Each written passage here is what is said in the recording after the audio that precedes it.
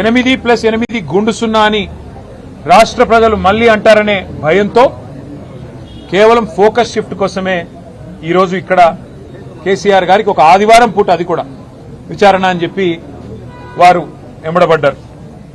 నిజానికి ఈ సిట్ ఏదైతే ఉందో వారు చట్టాన్ని గౌరవించలేదు. భారత ప్రభుత్వం పార్లమెంట్ ద్వారా తెచ్చిన బిఎన్ఎస్ఎస్ చట్టాన్ని కూడా వీరు గౌరవించలేదు. అందులో పొందుపరిచిన నిబంధనలు కూడా గౌరవించలేదు. ఆ విషయాన్ని నిన్న మా ఆర్ఎస్ ప్రవీణ్ గారు చాలా వివరంగా మీకు చెప్పారు. ఒక బాధ్యత గల పార్టీగా, తెలంగాణ ప్రజల గొంతుగా, తెలంగాణ ప్రజల ప్రతినిధిగా పెద్దలు కేసీఆర్ గారు ఈరోజు సిట్ చట్టాన్ని గౌరవించకపోయినా, రాష్ట్ర ప్రభుత్వం ఆడిచ్చినట్టు ఆడుతున్నా కేసీఆర్ గారు మాత్రం చట్టం మీద, న్యాయం మీద ఉన్న గౌరవంతో పూర్తి స్థాయిలో ఇవాళ విచారణకు సహకరించి, ఆయనకు నిజానికి ఇక్కడ రావాల్సిన అవసరం లేదు.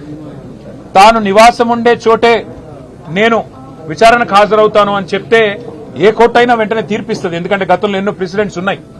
కానీ కేసీఆర్ గారు మాత్రం తాను ఏ తప్పు చేయలేదు కాబట్టి, మేము ఏ తప్పు చేయలేదు కాబట్టి నిజాయితీగా ఈరోజు వారు రావాల్సిన అవసరం లేకున్నా, అవసరమైతే న్యాయస్థానాన్ని ఆశ్రయించే అవకాశం ఉన్నా, వారు రావాల్సిన అవసరం లేకున్నా, అవసరమైతే న్యాయస్థానాన్ని ఆశ్రయించే అవకాశం ఉన్నా, చట్టాన్ని గౌరవించే ఒక రాజ్యాంగబద్దమైన పదవిలో ఉన్న గౌరవ ప్రతిపక్ష నాయకుడిగా, తెలంగాణ తొలి ముఖ్యమంత్రిగా, గౌరవ ప్రజాప్రతినిధిగా వారు ఈరోజు సిట్ కి సంపూర్ణంగా సహకరించారు.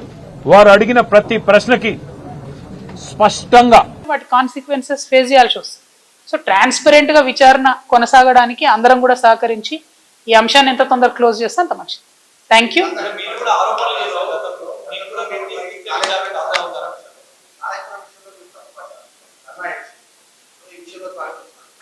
నేనేం తప్పు పట్టట్లే. నేనేమంటున్నా, వారు మాట్లాడిన మాటలు చూడండి. ఎట్లా అయితే మంచోడైనా చెడ్డోడైనా మేము చెప్పిన వాళ్ళకే ఓటేయాలన్నారో, అసలు మమ్మల్ని విచారణకే పిలవద్దు అన్నట్టు మాట్లాడుతుంది. అసలు ఆ సిచ్యువేషన్ ఎందుకు వచ్చింది? ఇన్ని రోజులు పిలవలేదు కదా కేసీఆర్ గారిని విచారణకు. పిలిచిండ్రు అనుకోండి విచారణకు, పోక తప్పదు. ఇప్పుడు రేపు నన్ను పిలిచినా పోతా.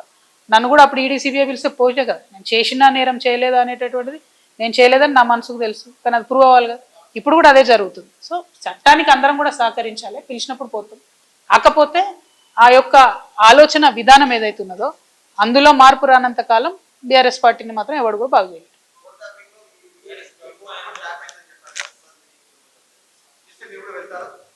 తప్పకుండా చట్టానికి సహకరిస్తాం కదా. చట్టానికి సహకరించకుండా ఎందుకుంటాం? వెళ్తాం. ఓన్లీ థింగ్ నేనేమంటున్నా అంటే, కాంగ్రెస్ గవర్నమెంట్ గుంటనక్కతోని కంప్లీట్గా మ్యాచ్ ఫిక్సింగ్లు ఉన్నారు కాబట్టి వాళ్ళు దీన్ని కంక్లూడ్ చేయరు. నిజమైన నేరస్తులు బయటకు వస్తారని నేను అనుకుంటలేను. ఏదో టైంపాస్ చేసి ఇప్పుడు మున్సిపల్ ఎన్నికల